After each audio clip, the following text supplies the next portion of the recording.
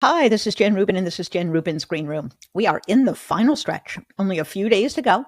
Donald Trump is melting down. It is quite literally garbage time for him. Somehow he got it in his idea that that whole garbage stunt was a great idea. He was going to remind people of something not that Kamala Harris said, but that Biden said, which he may not have said at all. And in any event, Trump's little stunt made him look ridiculous. And when he tried to get into the Trump truck, he looked positively feeble. And that, of course, re-raises all the questions about his health, his mental capacity, and everything else. But that wasn't the worst of it. Trump has returned to his central theme, which strangely enough is not racism and immigrants and the great replacement theory.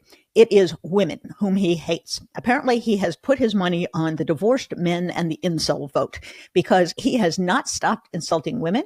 On Friday, when this is being recorded, he has just envisioned a scene in which Liz Cheney is assassinated.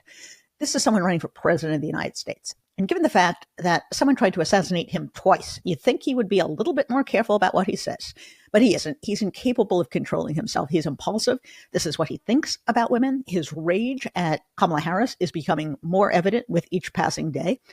Before his latest comment about Liz Cheney, of course, he made the statement that he is going to ban abortion, whether women like it or not, which, of course, revisits his mentality that was revealed in the Access Hollywood tape. He's going to grab them, and this is Donald Trump. It is someone who has contempt for women, who has insulted their intelligence, their IQ, their appearance, who doesn't think that they should be able to make decisions for themselves.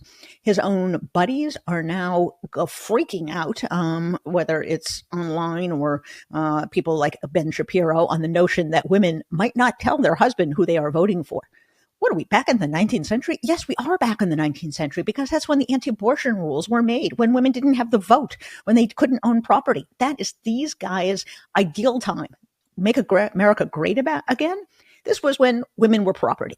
And I think they have finally found their comeuppance. What we see in early voting and what we have seen in voter registration since Dobbs, and then again since Kamala Harris became the presidential candidate, is a wave of new women voters. Women are registering in higher numbers. They're voting in higher numbers. Women make up a majority of the electorate anyway. And now Donald Trump, thankfully, has simply magnified that and given women all the more reason to vote, to get them out of the race, to keep them out of the White House, and frankly, to shut them up and send them to jail. I think women would love nothing better than that. So what's the point of all of this?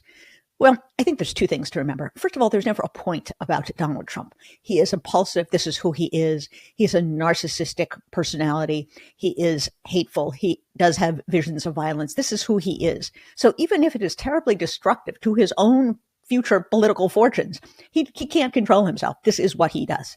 And secondly, yes, this is a campaign built on this toxic male masculinity, this in your face. White men are tired of getting pushed around. Screw the women, screw the Puerto Ricans, screw everybody. We are whiny victims, and it's time for us to get back at you. What an appealing message. Really? This is the guy who's running for president of the United States? Well, I hope the mainstream media is proud of itself, having conducted a campaign in which they treated up to the very end Donald Trump like some ordinary candidate. Well, on one side, Kamala Harris, on the other side, Donald Trump. You know, Joe Biden said this, whatever it is he said, and so has Donald Trump said bad things. No, there's no comparison. First of all, Donald Trump is running against Kamala Harris, not Joe Biden. And secondly, there is no comparison to the vulgarity, to the hatred, the misogyny that comes out of Donald Trump's mouth. And at this point, Republicans have no excuse. They know exactly who he is. If they vote for him, they are voting to enable this kind of discussion and this kind of rhetoric. And imagine if you are president of the United States, how much bigger your megaphone is going to be and how many more people are going to listen to you. We already saw evidence of that. What happened on January 6th? He was able to incite a mob. And when, if God forbid, he were to get into office, he incites violence against individual opponents, political opponents, what do you think is going to happen? This is fascism. This is using the mob to threaten, to intimidate, to incite violence. And this is what Donald Trump is all about.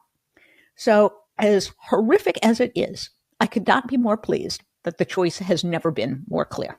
People have no excuse to vote for this guy. If they're voting for him, they're not voting for taxes. They're not voting for some other great policy. They're voting for this. If they are voting for them, this is what they want. This is what MAGA stands for. And you know what? There are more of us than them. So it's time to win. Get out there and vote. Try to volunteer if you can. There's still volunteer shifts going on. Go out to Western Pennsylvania.